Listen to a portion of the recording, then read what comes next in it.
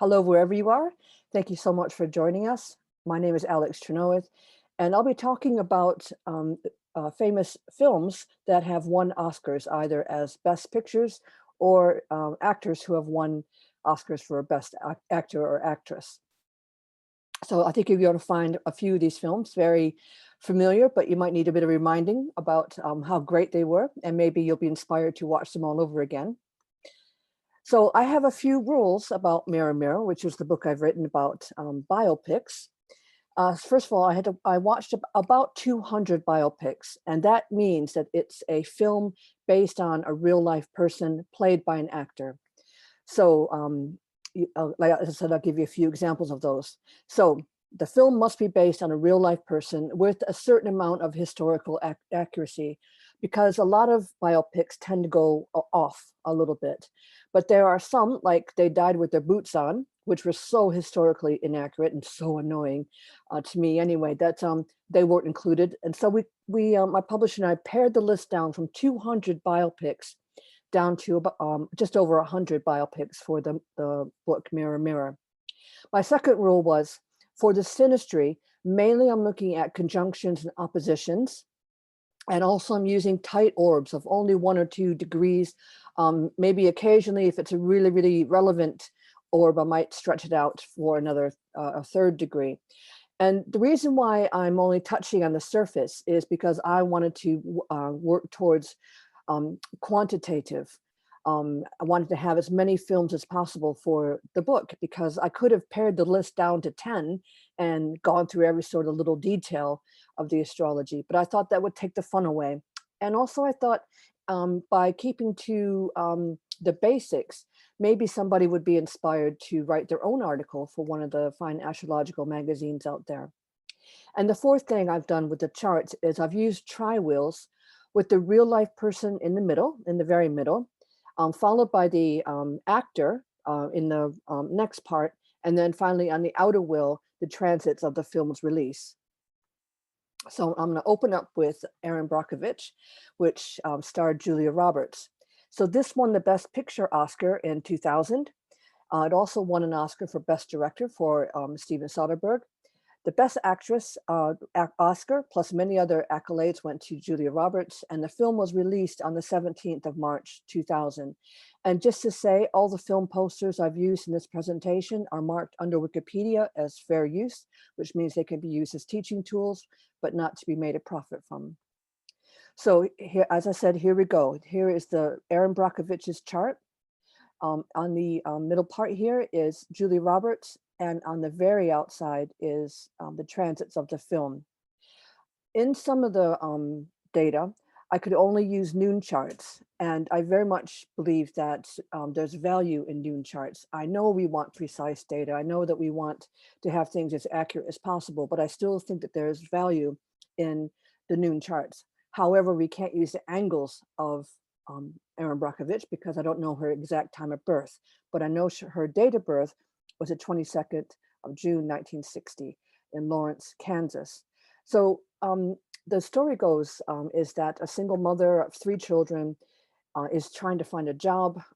She's had a car accident and she's had a legal case. And because she's so feisty, she lost this case. And the lawyer, her lawyer, tries to blame her behavior for the loss of the case. And she just basically says, no, I didn't have a chance.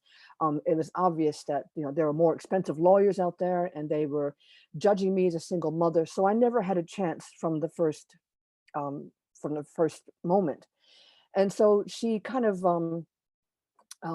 finds her way into this lawyer's office and demands a job.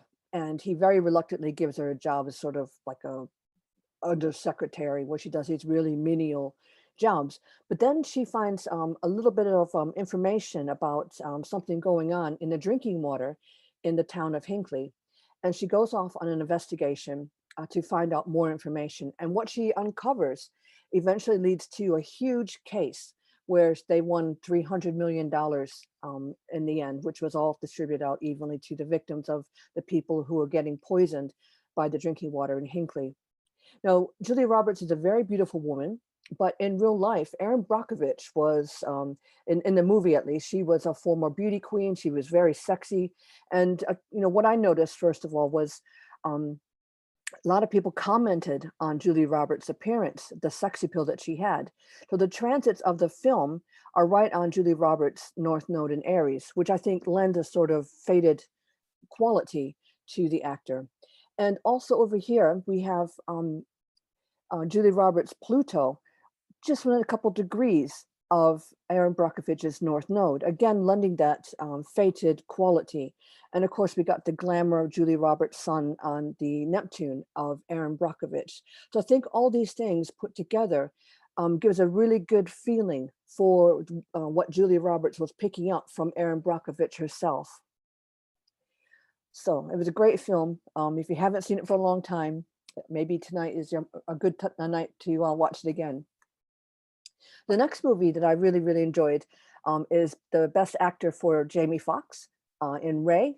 Plus, he won a Golden Globe, a BAFTA, a Screen Actors Guild, and a Critics' Choice Award. And he's the only actor to win 5 major acting awards for the same performance. And the film was released on the 29th of October, 2004. So what does the astrology say? Interestingly enough, Ray Charles and Jamie Foxx have identical north nodes at 24 degrees Aries. Lots of other good things happening too. When the sun was released, when the movie was released, the sun, transiting sun, was right on Jamie Foxx's Venus. A lot of the film covered aspects of Ray Charles's difficult relationships. We have transiting Pluto right on Jamie Foxx's sun here. Interesting to note, we don't know if Ray Charles is a Virgo or a Libra because his sun at noon is at 29 degrees 58 minutes. So I think that's very interesting that we're probably never going to work it out which sign he is. We don't have Ray Charles's time of birth, so we can't look too closely at that sun. So I just find it extremely interesting that the transiting Venus of this day is on Ray Charles's sun, and as in Jamie Foxx, it focused on Ray Charles's relationships, the difficulties that he had, and we have Mars, not too far away from the North Node of Jamie Foxx. It sort of portrayed his struggles in life, his fight for survival, and I think Jamie Foxx was very much picking up on these aspects of Ray Charles's personality and the way that he lived his life. Oh, and also look at transiting Uranus, Jamie Foxx's Uranus right on Ray Charles's Sun and Mercury. So, a different way of looking at Ray Charles's life. The next movie is a Monster. Now, Monster and Eileen Vernos's life as a serial killer is fascinating because there's been so many things that brought her life to light. There's been an opera, there's been Monster the movie, there's been several other smaller films, but it was Charlize Theron who I think really did a most wonderful job getting into the serial killer's life. So she won Best Actress plus many other major awards, and film critic Roger Ebert called her performance one of the greatest in cinema history. The film was released on the 16th of November, 2003. Charlize Theron is a beauty, but she had to wear heavy prosthetics to disguise her beauty in order to portray Eileen Vernos. So let's have a look at what's happening here to bring out this wonderful performance. We have Eileen Vernos in the very middle. It's a noon chart. We have Charlize Theron up here. We have her time of birth, born in London, but moved to South Africa. So, and the Monster's releases transits are on the outside. So I think that, what your eyes may be drawn to immediately is Neptune. As I said, Charlize Theron was completely unrecognizable. She packed on a little bit of weight, 30 to 40 pounds. She was wearing heavy prosthetics to disguise her beauty, and her Neptune is on the the North Node of Eileen Vernos, as we can see here. Transiting Neptune was on the Chiron of Eileen Vernos. And I think what this film did was I wouldn't say it added necessarily glamour, but it added, brought to us, the audience, a bit of sympathy for Eileen Vernos. Even though she was this cold, hard killer, I think a lot of people were asking, okay, why are we bringing a woman in for the death penalty when she was defending herself, or she was trying to make a better life for herself because life had become such a struggle for her. In the movie, Eileen Vernos, as in real life, was a prostitute. So we have transiting Mars, a few degrees more away than I would like it to be, but close enough that we've been transiting over the serial killer's son, bringing about an understanding of her identity. And there's a lot of things that are going on in films that you might be able to spot, and you're more than welcome to add them in the chat. But as I said, I'm just going over, I'm trying to pack in a lot in a little space of time. So please do feel free to contribute in the comments. Amadeus is considered one of the greatest films of all time. It was nominated for major film awards, and it won 53 major film awards, and it won 40. It won the Best Picture Oscar in 1984. The Best Actor Oscar for F. Murray Abraham for his role as Antonio Salieri. Tom Hulce, who played Mozart, was also nominated in the same category, and the film was released on the 6th of September, 1984. So what's going on in this movie is that it opens up with Anton Salieri sort of in his insane asylum, and he had cut his throat or tried to cut his throat, and he's confessing what he's done to a priest. And he said that when his father died, he begged God to let him be the best composer in all the court that was there. And for a while, it seemed like his wish had been granted. However, Mozart came along, and Mozart was quite possibly the most obnoxious person ever, even though he was unquestionably talented.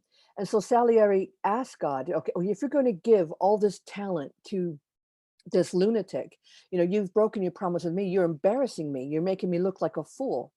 So instead of, supporting Mozart, Salieri started to plot to kill Mozart. And what he did was, through a lot of tricks and sort of, he found a way to exhaust Mozart, and through writing his Requiem and a few other things that Salieri had commissioned in disguise. And Mozart eventually dies of some of the film says he's died of exhaustion, and the body is in a pauper's grave, which means we don't know where Mozart was buried. And the film ends with Salieri being dragged away, and you hear the laugh of Mozart, which is very obnoxious at the very end. So F. Murray Abraham walked away. So although the film was about Mozart, it was Salieri's portrayal by F. Murray Abraham that actually won the Oscar for Best Actor. So what I see first of all is Neptune right on Antonio Salieri's North Node in Sagittarius. So we don't know if Salieri actually drove Mozart to his death. I mean, I think that's quite contrived. I don't think that it actually happened the way the film portrayed it. Nevertheless, it was very intriguing to us, and it, as I said, it's a very, very popular film, one that a lot of people thought they couldn't get enough of. The other thing that I think shows very strongly is that Salieri's Venus is conjunct F. Murray Abraham's Chiron. So what we see is a lunatic. Now, we don't know if Salieri was a lunatic either, to the extent that it's portrayed in the film. The other thing that I think is very interesting is F. Murray's Uranus is right on Antonio Salieri's ascendant. Now, it is a time chart, so we can look at Salieri's ascendant. So, without F. Murray Abraham or the film Amadeus, Salieri would be kind of an unknown composer to people outside of Italy. So I think that's very interesting. He turned somebody obscure into somebody who is quite well known. I hope that you want to see us, Amadeus. Some of these movies, as I was watching them, I had to see them all over again. I mean, I remembered the plots quite well, but I just had to see them all over again. They were absolutely fascinating portrayals. And one of the films that I saw many, many years ago that I had to see again was Mata Hari, which is a 1935 film about the famous spy. And it was because I couldn't quite remember the plot. I thought, oh, I better re-see it. And I was absolutely blown away by Greta Garbo's performance. And it was just one of those things that you just think, oh yeah, I know it all. And then you realize, oh gosh, I better rewatch it. And it ends up being such a great experience. The King's Speech. Okay, fascinating. King George VI of England. Now, the story goes, King George VI had a brother called King Edward. So when their father died, King Edward became king. However, he was in love with an American divorcee, Wallace Simpson. So he abdicated the throne to his younger brother, King George VI, affectionately known as Bertie, who had never realized that he would be on the throne. And so he lived his life in his brother's shadow. But what emerged from coming out of that shadow was that he had a very, very prominent stutter. You know, people, you know, he's the king, and people see this incredible flaw in their king. And so the concern was that people wouldn't respect him as the king, and he was leading people into World War II. And he had to make this very famous King's speech to announce that England was coming into a war with Germany.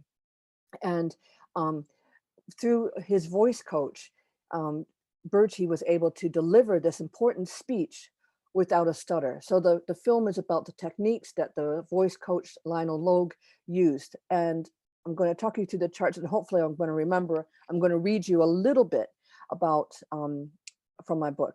So Chiron, this is a time chart.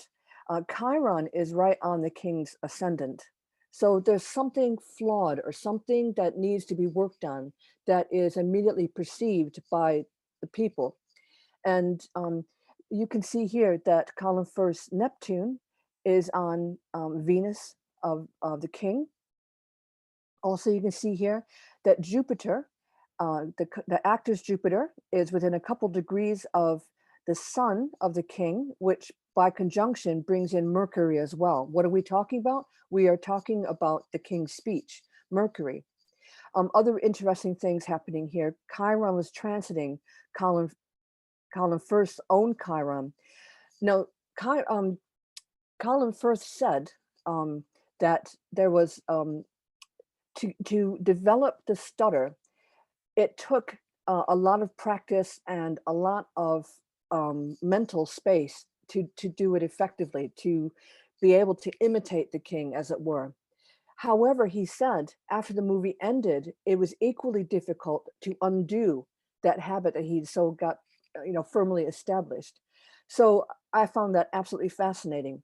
There is a second part of the story about the voice coach, Lionel Logue, and I'm just going to read you a couple paragraphs because I think it's the in thing to read a little bit from your book. The influence of Lionel Logue, the king's voice coach, cannot be underestimated. Geoffrey Rush, who portrayed Logue in the film, had his Jupiter in Aries within a 1-degree orb of Logue's Saturn. Rush, portraying an authoritative voice coach, has his Saturn exactly on Firth's Mercury. Natally, Logue's sun was on the king's north node in Pisces and his Uranus on the king's south node in Virgo. This is a man who changed the course of a king's reign. Remarkably, this degree of Virgo is first placement of Virgo. Venus was transiting this within a couple of degrees of orb when the king made his address to the nation on the 3rd of September, 1939. The king's speech premiered on the 6th of September, 2010. Mercury transited at 8 degrees Virgo on that day, thus bringing together the king, the actor, the voice coach, and the king's speech itself. As Mercury is the god of communication, it should be no wonder that the King's Speech won the Oscar for Best Picture that year. Again, it's a really fantastic film. It's got a lot of things going on in it. Helena Bonham Carter is also in it. It gives a really wonderful portrayal of the current Queen of England's life as someone who didn't really plan on becoming queen, and also that transition that Bertie had to make from the spare to the actual King of England. Okay, this Patton. Some films I didn't like, and you just have to kind of get over these things because this is it won Oscar for Best Film in 1968, as well as a Best Actor Oscar for George C. Scott. But interestingly enough, he refused it because he said that he saw Hollywood as a meat industry. And he says, why should I get an Oscar when my colleagues have done equally good work? So he turned it down. I'm not keen on war films, but there's a couple in Mirror Mirror. Born on the 4th of July is in there as well. I'm going to talk about Raging Bull later tonight, but I'm not into violent films. I'm not into scary films. But how can you argue when a great actor steps into a difficult character such as Patton, and it does so well that it wins two major Oscars? So what's going on here? So we can see that the two time charts, Patton's chart is timed and George C. Scott's is timed, which makes things quite easy for me. So Patton was a flawed character, like the king almost. And Patton, the way he acted and behaved in the film, he seemed to think he was some sort of king because he would give outrageous orders, punish people for very minor misdemeanors. And he really acted like he was some sort of dictator. And speaking of dictator, George C. Scott's Saturn is on Patton's Mercury. So we have him giving out all these commands in the film that some of them are actually quite frightening and lead to results that are quite uncomfortable to watch. We also have Patton's Sun at 19 degrees Scorpio, the sign of control, conjunct George C. Scott's Mercury. So we have a reversal of Mercury and Saturn here. So George C. Scott is honing in on the personality of George S. Patton, and he does, this really great job of doing so. Finally, we have transiting North Node on the Venus of George C. Scott. In this film, like George C. Scott was like oblivious to the fact that nobody liked him, and everybody just sort of thought, he was a jerk because of the horrible things that he did and said. George C. Scott's Jupiter in Pisces is within a couple degrees of George S. Patton's South Node, so there's a sense of fatedness or destiny in this. I'm reliably told that George C. Scott was actually a very nice guy in real life. He was somebody who felt so passionately about his fellow actors that he actually refused this great prize in order to show his support for them. Okay, Raging Bull, as I said, I'm not a fan of violent films. I'm not a fan of scary films either. It tends to set off my anxiety. But Robert De Niro, Raging Bull won the Oscar for Best Director for Martin Scorsese. It won Best Film and Best Actor, and it's considered Martin Scorsese's magnum opus. It was released 14th of November, 1980. The Best Actor, of course, is Robert De Niro. It traces his life from his early beginnings as a boxer, highly successful, through to his failed marriages, again through his difficulties with the law. He gets in trouble for throwing fights, for betting, for different kinds of things like this. But it's a brutal film. He punches women in this film. The fighting scenes themselves are violent.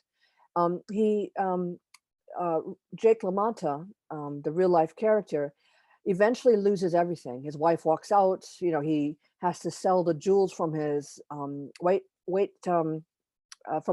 boxing belts that he's won in various bouts just to get by. And it shows him, at the end of his life, really, really overweight. Robert De Niro went from fighting fit to putting on a really huge paunch. And it shows him shadowboxing in the end and saying to himself, I am the greatest, even though he's so out of shape. And he's now working as a comedian in a dive bar. So when I started looking at this, I was wondering, Robert De Niro went through this great transformation from super fit to really paunchy, but also portrayed the violence. And if you know any of my other work, you know that I have a thing about Algol. Located at 26 degrees Taurus It's a fixed star, so it doesn't move too much, within our lifetimes anyway. It moves about a degree every 72 years. But here we have Robert De Niro's Mars right on Algol, giving us a little bit of a reason how Robert De Niro can step into the violence of the character. This is a noon chart, so we can't look too closely at the real life person's time of birth. But what we can see is that Robert De Niro's Saturn is right on Jake LaMotta's. Sorry, Robert De Niro's Neptune is right on Jake LaMotta's Saturn. So, we're getting a portrayal that of the authority of Jake LaMotta that may have been a little bit glamorized by Robert De Niro. And also up here, we have the Venus Neptune conjunction of Jake LaMotta being picked up very nicely by the sun of Robert De Niro. So we can see that Robert De Niro's sun in Leo is able to sort of tap into the relationship issues that Jake LaMotta was experiencing. The movie was released as Transiting Jupiter, was directly on the North Node of Jake LaMotta, not too far away from the Neptune of Robert De Niro. And a few other things going on here too. We have a South Node conjunction between Robert De Niro and the transits of when the film was released.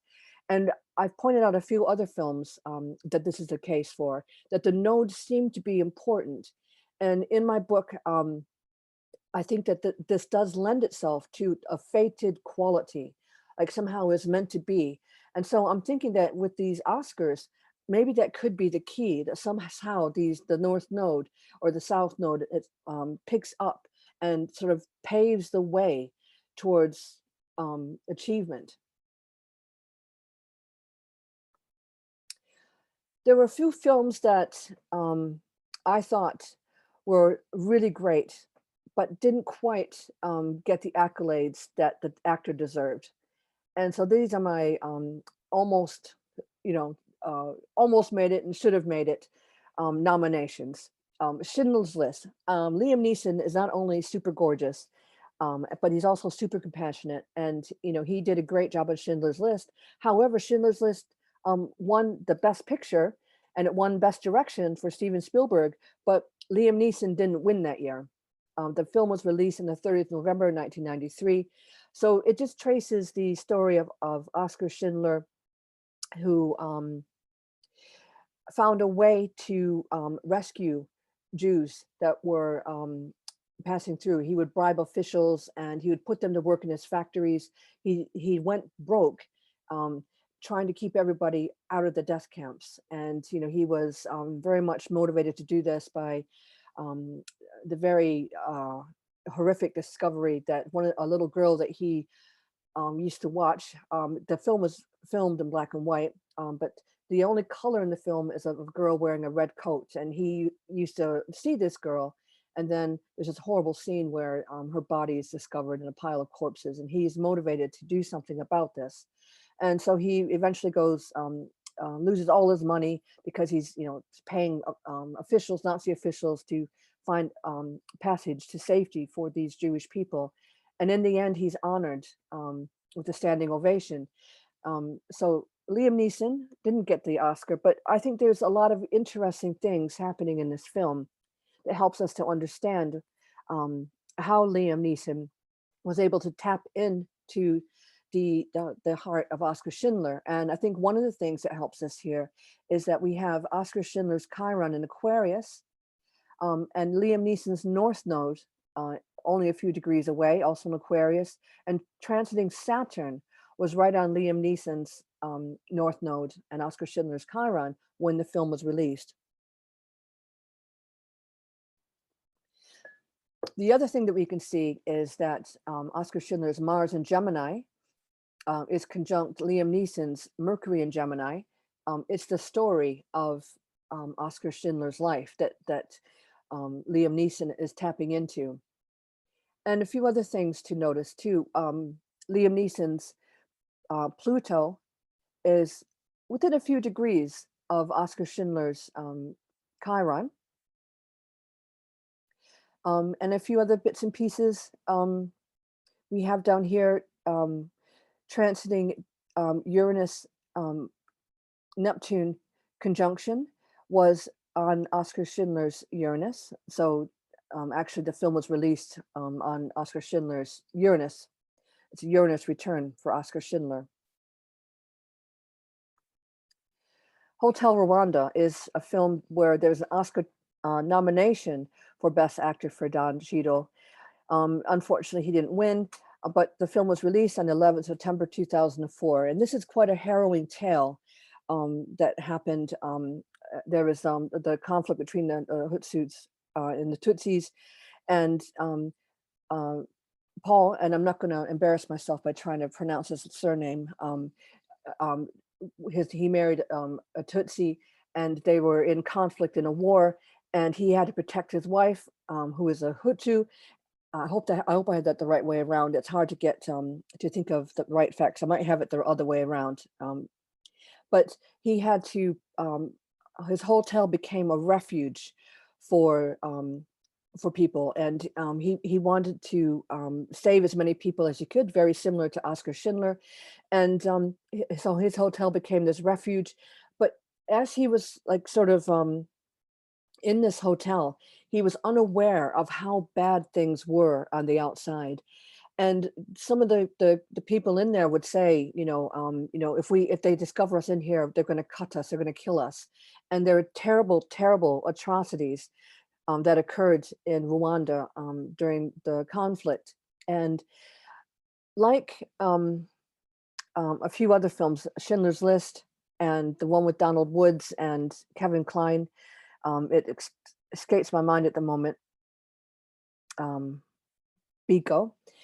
It kind of brought to, it did bring to our minds the atrocities of war and the fact that, conflicts continue to occur, and that we maybe haven't learned anything from atrocities of the past. Look at current events, for example. So let's have a look at the astrology. I was totally convinced, and I even think looking at pictures of Paul R., I think that Don Cheadle and the real life character bear a very striking resemblance. So the first thing we got to notice is that Paul R. has his sun at 23 degrees Gemini, and Don Cheadle's North Node is also at 23 degrees Gemini. The film was released when the sun, transiting Sun, was not too far away from Don Cheadle's Uranus. So there's sort of the sun is casting a spotlight on the unusual things that Don Cheadle was portraying, because he, like the Gemini energy, he had to play two sides in order to keep everybody safe. A few other things going on. Don Cheadle's Venus is conjunct Paul's Saturn, and this was about keeping friends of his wife safe during this conflict. And the South Node, transiting South Node, when the film was released, is within a couple degrees of both of these planets. I got to warn you, if you're going to see this film, make sure that you're prepared for some shocks and true horror. Never mind, those shock horror films. This is real life, and it's absolutely terrifying how quickly things can escalate, and you can go from being safe and thinking everything's okay to things going very wrong indeed. So perhaps our greatest actress is Meryl Streep. So she's been decorated by Oscars and all sorts of awards in her long career as a Hollywood actress. So I think it's important that we start off giving her a little bit of special treatment by looking at her birth chart on its own. Now, she is a master of accents. She was in Sophie's Choice, where she had an Eastern European accent. She was in A Cry in the Dark, where she had an Australian accent. So she just picks up all sorts of different accents, which I'll go into in a minute. And she's a Leo rising, because we can have a time birth chart, and we know that that is the case there. But what I find so interesting is that she has Jupiter almost bang on her descendant. So our descendant are sort of the signals that we throw out to other people, and therefore the things that we tend to attract.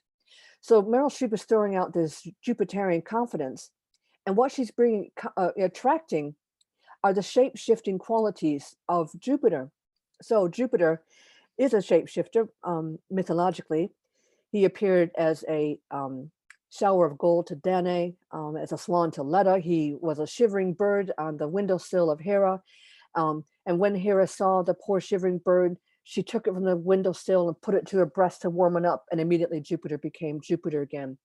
So, I think that there is this ability to step into roles that Meryl Streep has, and it's made her incredibly, incredibly successful.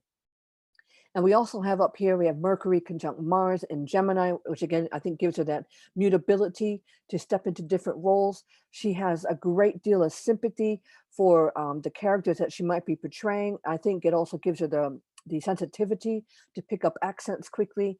She's unusual in that she has her Cancer sun just within 43 minutes of its ingress into Cancer, and it's 1 minute away from Uranus. So she's an unusual sort of personality, and I think this makes it hard to pin her down, again, which lends itself to her being someone who's flexible and can easily get into a role. So I'm going to look at a few things that she's done, a few very famous roles that she's done. So Silkwood, she was nominated for Best Actress. The film was released on the 14th of December. She didn't win because Terms of Endearment won Best Picture, as well as the Best Actress Oscar for Shirley MacLaine. So Silkwood is about this woman, working class woman, who, excuse me, I'm British, I need my tea, who works for a nuclear power plant. And it's not the best job in the world. And one of the things that happens is that people, there's often plutonium leaks. And so people get contaminated and they have to be scrubbed down in the shower. And they call it being cooked. And it's a horrific experience, very painful to be scrubbed with a wire brush. But also every time you're cooked, you're increasing the likelihood that you're going to get cancer or something else. So Karen Silkwood took on a campaign to challenge the union workers and everybody else to get help and to be able to prove that the safety conditions were not up to what they were supposed to be for a nuclear power plant. So Karen Silkwood, we have her time of birth as well as Meryl Streep's. So we can look at the angles in this chart. So Meryl Streep's South Node is very close not only to Karen Silkwood's ascendant, but almost bang on her Chiron. So she is portraying this woman who is very damaged by her job and who was eventually murdered by the people that she was fighting against. They drove her car off the road, allegedly, but the film portrays it that way. So it's quite a harrowing film. Meryl Streep's midheaven, 18 degrees Aries, is right on Karen Silkwood's descendant. And we can't look at the transiting moon because we don't have a timed chart for the film's releases. But I think that in itself is enough. We have a real connection between the angles here. But there's a lot more to it than that. Within a few degrees, Meryl Streep's Uranus-Sun conjunction was very close to Karen Silkwood's North Node, although it is a dissociative conjunction. Now, the film is about plutonium, nuclear power. And the character and the real life person, sorry, the actor and the real life person were born with only a few degrees apart. So it's not so remarkable that their Plutos are conjunct. And there was something else about this film, about the transits. Here's Pluto here. I can't remember exactly what it is. Only a few degrees away from Karen Silkwood's Jupiter, which might explain some of the things that were going on. The sun was transiting Karen Silkwood's North Node. within a few degrees, but we see a lot of connections here between the absolute horrors of this condition. Oh, here we go. Karen Silkwood's Saturn in Cancer is conjunct Meryl Streep's Venus in Cancer. So Meryl Streep had a very difficult, excuse me, Karen Silkwood had a difficult relationship with her children and with her ex-husband. And I think Meryl Streep was able to tap into that and bring about some sympathy for what was going on. Karen Silkwood's Uranus in Gemini was being transited by the North Node in Gemini. So very fascinating connections for sure. The next film is, it was released here as A Cry in the Dark. Out in Australia and New Zealand, the film was released as Evil Angels. So Evil Angels and The Cry in the Dark are the same thing, just different titles. So this won Meryl Streep another Oscar nomination for Best Actress. And the film was released on the 3rd of November, 1988. And I almost gave this film a miss in the book. However, Julia Parker, who wrote the foreword for the book, mentions that this was one of her favorite films, and so this is a last-minute addition into the book. We had actually, the publisher and I had actually cut Evil Angels out of it. I think this is just for because we didn't have enough space for it, but nevertheless, it's a great film, and we get to see Meryl Streep master that Australian accent convincingly. So A Cry in the Dark is about a woman, Lindy Chamberlain, who took her daughter camping, Azaria. She's only 9 weeks old. And they put her in the tent and then sat by the fire. And then they heard the baby crying. So they went to check on the baby and the baby was gone. And Lindy Chamberlain claimed that she saw a dingo carrying the child off. And nobody believed her. And so she was taken to trial, sent to prison, and then a few years later, when she'd been in prison for 3 years, they found the daughter's jacket, which had blood on it, and they believed her that a dingo did carry off the baby. However, Lindy's problem was that she was quite she wasn't very good at expressing her emotions and actually acting like a mother who had lost her child. She was very distant and very much, couldn't quite carry off the grieving mother in this. So the connections between the real life person and the actress, if we look at Venus and Aries, which is often not concerned with, forming solid relationships. It's kind of me first. She couldn't quite get into the complicated emotions involved in bereavement, let alone play them up for an audience. And Meryl Streep's North Node in Aries is just within a few degrees of that Venus. Meryl Streep's Moon is not too far away from Lindy Chamberlain's North Node. Again, that emotional connection between these two. And so Venus and the Moon are both feminine planets. And I think that we have the North Node on one or the other for either character or the actress. I think that tells us a lot about, what we expect out of women. Here we have this dreadful thing that has happened, the worst thing that can happen to a mother.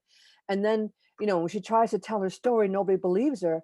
And she ends up in prison, which is, as you would agree with me, a terrible, terrible place to end up, especially if you're innocent. The women were born not too far apart, so it's not, too surprising that they're inner outer planets are the same.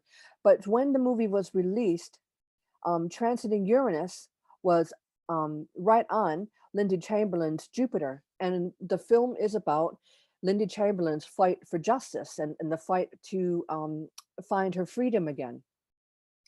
The North Node was transiting Lindy Chamberlain's Sun in Pisces as well, within a few degrees, I'm sure there's a few more things in there, but I think we touched on the basics for that. Also, one of my very favorite films. This film is in my favorite section. I have quite a few favorite films, as you can probably tell by the way I'm talking. I love to watch these biopics. So Streep was nominated for Best Actress, but she lost to Sandra Bullock in The Blind Side, which also won Best Film But Julia and Julia is one of my favorite films. It comes from Julie Powell's book, something like 524 recipes in 365 days in a tiny apartment, and my life in France, by Julia Child's nephew. So it takes on two different ways of telling the story. One is through the eyes of Julie Powell, who's in modern New York City cooking in a tiny kitchen, and flashbacks to Julia Child as her struggle to find her path to becoming the French chef that we all knew and loved. As a kid, I was absolutely fascinated by Julia Child, and I would sit and just watch her.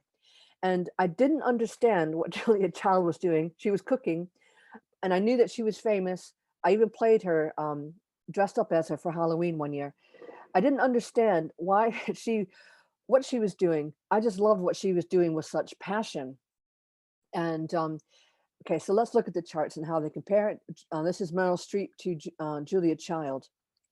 Now, Julia Child has Saturn right in Gemini, right on her her ascendant, and she was 6 feet 2 inches tall, and she lived in a time when tall women were kind of expected never to get married, and she got married later in life.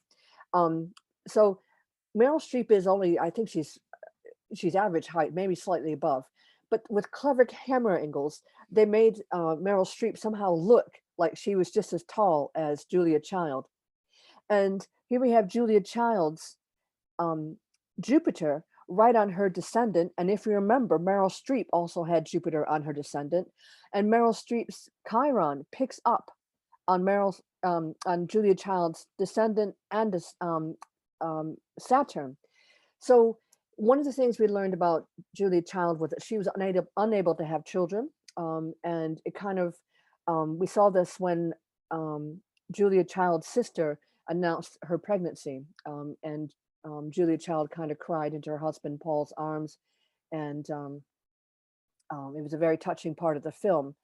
We also have Julia Child's Uranus conjunct Meryl Streep's Jupiter, which was being picked up by the South Node, just within under a degree in Capricorn at 29 degrees in Capricorn.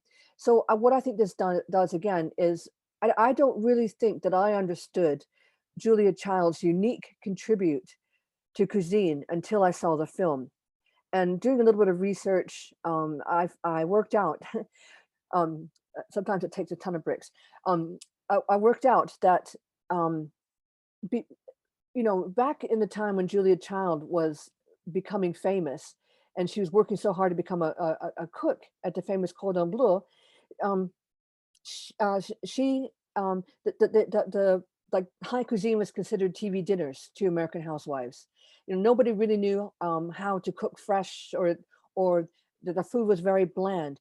But Julia Child, with her training in French cooking, she was able to convert metric system measurements into imperial system measurements, which made it accessible to American women. So she actually transformed how American women cooked. And it's no mean feat when you look at the size of her cookbook, all the things that she did. Over 500 recipes she translated from French to English, and plus the metrics as well.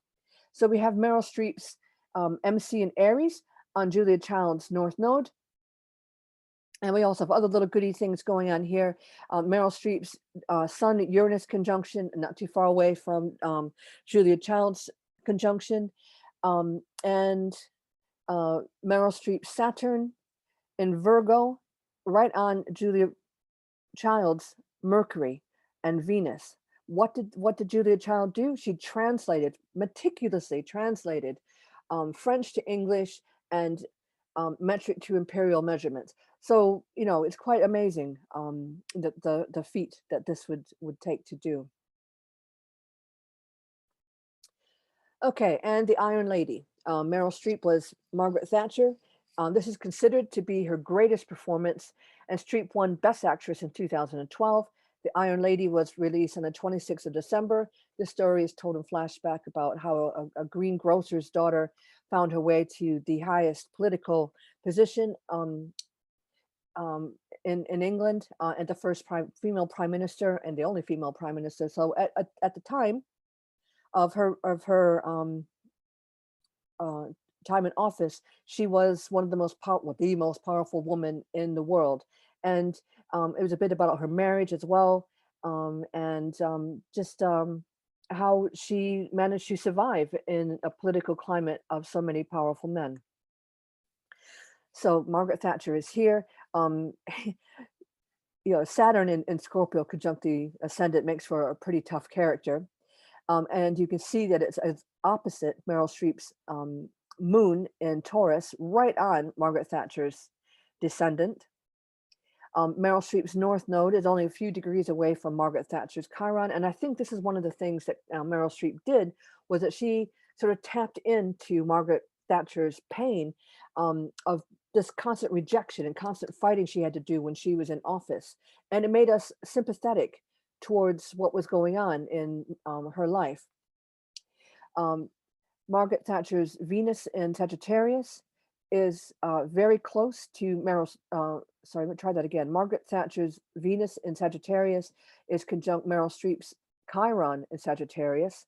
So we have this great relationship between Margaret Thatcher and her husband, Dennis, who was a supportive sort of guy in the background who helped his wife keep and maintain a very, very high office. And, he was happy to stay in the background while Margaret Thatcher went about doing her thing.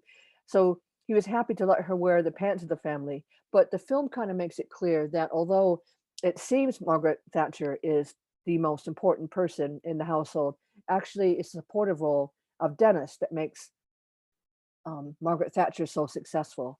And we have the South Node picking up Meryl Streep's Mercury. So Meryl Streep again had to do this accent thing where she had this perfectly wonderful British accent. Usually when I hear Americans try to do a British accent, I've lived in England long enough that I can hear it's not right. But I thought it was impeccable accent. Very excellent work on behalf of Meryl Streep. And just a final thing, Meryl Streep's Saturn on Margaret Thatcher's moon in Leo. Here we have a woman who really needs to be in the spotlight, but there's a price for it. And while the public may not have been aware of the price that Margaret Thatcher was paying, Meryl Streep was able to tap into that and bring it out for us to see. The greatest biopic of all time. Now, I have my opinions on this too, but I love this film. And I love cats too. And my little kitty, Mr. Bubbles, and I spent his last night on Earth cuddled up on the couch watching this film. And the book Mirror Mirror is dedicated to Mr. Bubbles' memory. So what is his greatest biopic of all time? It's Lawrence of Arabia. It's widely regarded as one of the best films ever made. It won a Best Picture Oscar in 1963. Peter O'Toole, who didn't win Best Actor, boo, holds the record for the most Oscar nominations without a win. And he's tied with Glenn Close on this, also boo, and makes me think, okay, George C. Scott was right to say the Hollywood industry was just a meat market, because in my opinion, Peter O'Toole is one of our greatest actors, as is Glenn Close, and should be up there with our friend Meryl Streep. So anyway, this is about T.E. Lawrence's rise from, impudent grunt to his way of sort of charming his way into getting warring tribes to get along, and how he rises to this greatness and then kind of falls a bit and is beaten by a Turkish bey, a tribal headman, and is humiliated, and he sort of crawls his way back to the office. And nobody really recognized how important his role was in getting these warring tribes to work together on the same fight, on the same side, to fight the Turks. And then along his journey, he picks up two servants, although he doesn't treat them as servants, two young chaps to help him look after him. Both boys are killed along the way, and it's difficult to remember all the place names when you're under pressure, but it was a immaculate, gorgeous cinematography. Who can forget the desert and their fight to cross the desert in the night, Gazim falling off his camel in the middle of the night, and Peter O'Toole's brave journey back to save Gazim, bring him back out of the desert into protection before the sun came up and they would all fry in the sun. And that's how Lawrence of Arabia got his beautiful robes, which he stayed in for the rest of the day. But I could watch Peter O'Toole dancing around in his Arabic robes forever on a loop, because he's so gorgeous and so handsome, and it's just it's a great thing. Okay, enough of me drooling over Peter O'Toole. Let's have a look. We do have T.E. Lawrence's time of birth, so we can look at the angles, and we have Peter O'Toole's time, so all the angles are here. First thing, what are you going to notice? The sun of 23 degrees Leo of T.E. Lawrence is right on his ascendant, and look what was transiting. Wonder, he was kind of brought out as a sex god, although in real life, T.E. Lawrence was probably someone who didn't like to be touched in real life. Peter O'Toole's Jupiter, not too far away from that. Well, what we see is the Mercury in Virgo conjunct T.E. Lawrence's Venus in Virgo. And whose tale are we telling? We are telling T.E. Lawrence's tale, nicely picked up by Uranus here. We have transiting Venus right on T.E. Lawrence's Mars. This is a war film, although it's told in a way that makes it more romantic than the kind of war film that, say, Patton is, or Born on the 4th of July is. T.E. Lawrence's South Node in Capricorn, nicely picked up by Peter O'Toole's Saturn.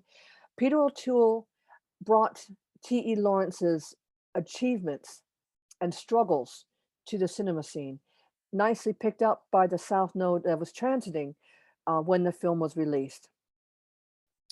So if you haven't seen Lawrence of Arabia, I don't know, you need to get yourself to go see it. Fantastic. Just get the popcorn out, sit down and watch it. And it's a long film, but the cinematography is so gorgeous. It's been digitally remastered, so it's even more beautiful. And, like, you're going to fall in love with Peter O'Toole. So Lawrence of Arabia, the greatest film ever made, and it's a biopic. Oh, a little thing that you could try doing. In addition to looking at the synastry between the real life person, the actor, and the transit that the film released, if you feel a particular affinity towards an actor or one of the characters, have a look at your own planets to the person's chart. So Peter O'Toole's sun in Leo is within half a degree of my Mercury in Leo, which is also my ruling planet. I'm a Gemini rising. Julia Child has the same ascendant as me as well, as does Alan Turing, who I'm going to talk about in a minute. Peter O'Toole's Jupiter in Leo is within 1 degree of my moon in Leo, and his South Node in Virgo is within a couple degrees of my Uranus-Jupiter conjunction. So there's a next step that you can take. Only you can do it, because obviously I have so much data to worry about. I can't worry about your data as well. Sorry about that. So, but I have my opinions too on films. As I said, I got Moon and Leo, so sorry, you get to look at me, my picture with my book. Okay, so honorable mention goes to The Imitation Game. It was the highest grossing independent film of 2014, nominated for Oscars for Best Picture and Best Actor. Unfortunately didn't win. Benedict Cumberbatch, obviously very accomplished actor. The film that won was, I think it was The Theory of Everything. It was one of the, it was Eddie Redmayne. I think it's The Theory of Everything. The one about, Stephen Hawking, that won that year. So this story is about, so let me put you back so you can look at the gorgeous Benedict um, Cumberbatch. So this is about the story opens with a break-in in Alan Turing's house, and police come in because there's been a commotion, and the neighbor reports a commotion. And Turing is on the floor, and he warns the police, "Don't come too close. There's cyanide on the floor. I don't need you. Go away." And the police are like, "You just been robbed." He says, "Yeah, but I don't need you. You know, you're not helping me." So this raises sort of interest. You know, why is he sending us away when he obviously needs help? So it causes this intrigue. So there's a flashback to Alan Turing as a kid being bullied, and he meets a friend called Christopher who shows him how to code, gets him interested in coding, which obviously becomes the thing that Alan Turing is most known for. Sadly, Christopher dies later that year. It's his only friend, Alan Turing's only friend, but you know, it sets in him a desire to learn coding, and he's a brilliant mathematician. He works as a professor, but he wants to join the Enigma team, to the team that wants to crack the Enigma code. And he um, assembles a team of code breakers, and they have to find how to break the German code. So the Germans are sending codes, but they reset the code breaking uh, every day at a certain hour. So they only have, you know, they have like 20 billion possibilities, but only 24 hours to work them all out. So they can't figure out how to make this task easier, because they know that this machine that Alan Turing built um, could do something if only they could break this code. Eventually, they did break the code because they could understand "Hail Hitler" in each of the messages, and just by understanding those two words, they're able to narrow things down into the possibilities of what they could be. But they soon realized if they saved every U-boat or every plane, or were able to save you know, every town from bombing, then the Germans would realize that they had broken the Enigma code. So they had to learn how to pick and choose which things were most important, which, you know, has a heartbreaking responsibility for other people. Oh yeah, in the end, the policemen find out that the reason why Turing sent him away is because the man who broke into his flat is his homosexual lover. And eventually, one of the saddest things I've ever seen in cinema is the end when um, one of the code breakers, who was his very good friend, played by Keira Knightley, and almost his wife. He wanted to keep her safe, but eventually he sent her back. He broke up the engagement and said, "No, go back to safety." She visits him several years later, and you know, he's agreed to chemical castration because he's homosexual, and his brain and his nerves are just destroyed by this prescription. And one of the things that I found interesting about this scene, besides the heartbreak, is that Alan Turing's pain was not faked by Benedict Cumberbatch. Benedict Cumberbatch said that he actually cried over the fate of this man, and so therefore it was no acting job to him. He had really tapped in to the suffering of Alan Turing. So we have a time chart for Alan Turing, unfortunately not for Benedict Cumberbatch, so we have to be a little bit careful. Um, Note Alan Turing has the same ascendant as me, 6 degrees Gemini, and Benedict Cumberbatch, the glorious cutie, has his sun right on my descendant. You know, if you want to send Benedict Cumberbatch my way, please do. Anyway, besides that, oh, sorry, that's the movie is on my descendant. Sorry, I've had so much data going through my head now. So the transcending sun was on the natal Jupiter of Alan Turing at 7 degrees Sagittarius. Note that's also what Meryl Streep had, Jupiter on her descendant. There's other good things happening in here. We have the South Node, transcending South Node at the film's release on Alan Turing's North Node. And then looking down here, we have the Alan Turing's Benedict Cumberbatch's sun, just within a few degrees of Neptune. The film received a bit of criticism because it wasn't quite as true as the family would have liked. Um, but it told the story in a way that made it easy to understand for film audiences. Everybody had a great deal of sympathy for Alan Turing, I think. And look here, the North Node, Transit North Node, is on Benedict Cumberbatch's, Alan Turing's moon in Libra, as well as South Node in Libra. Nicely picked up there. And just remember what I said, that Benedict was really able to tap into the emotions of Alan Turing. Okay, so my top favorite film, I sense I'm running out of time. Drum roll, please. Rocket Man. Taron Egerton missed out on an Oscar for Best Actor. Boo! But he sang his own songs. And he also won a BAFTA, a Screen Actors Guild, and a Golden Globe in the same category. The film was released on the 16th of May, 2019. Now, I don't have a time chart for Taron Egerton, but we can see that they have a moon-sun conjunction, as near as we're going to understand it. Chiron, transiting Chiron, is on Elton John's sun. So this film is about Elton John's recovery from drug abuse. And we see at the very beginning, it's got Goodbye Yellow Brick Road playing in a very theatrical manner. As Elton John comes through a corridor, he's wearing a devil's costume, complete with wings, red costume with big old horns. And he's sitting in rehab. And every time he talks, the film goes back into flashback to tell a story. A part of his costume comes off. And so it would be the horns, it'd be the headdress, it'd be the suit itself. And every time that happens, it goes back into flashback and tells us another little piece of Elton John's life, how he achieved such great success and then fell into drug abuse. So there is this, Chiron Sun conjunction, I thought. And at the end of the film, we see Elton John just in regular clothes, looking like just an everyday, regular kind of guy. And then he launches into I'm Still Standing, which is a great song. Loads of good things happening here.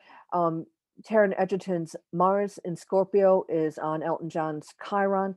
This film was the first depiction of a male homosexual act by a mainstream film company. Other good things going on here.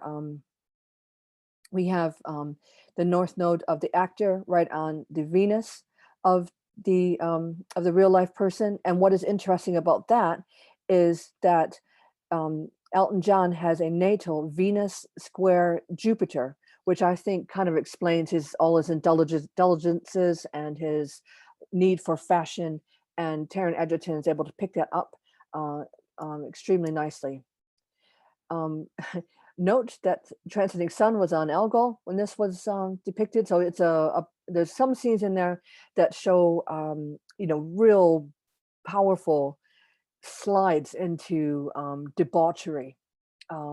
And the whole entire relationship between Elton and John Reed is based on jealousy, which I think is nicely represented by the sun on Algol when the film was released. Okay, I just see I have a few questions or comments, and then I'm going to close off.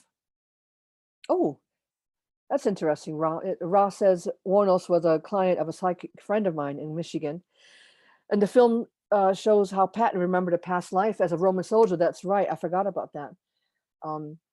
No argument about the Lawrence of Arabia is the greatest biopic.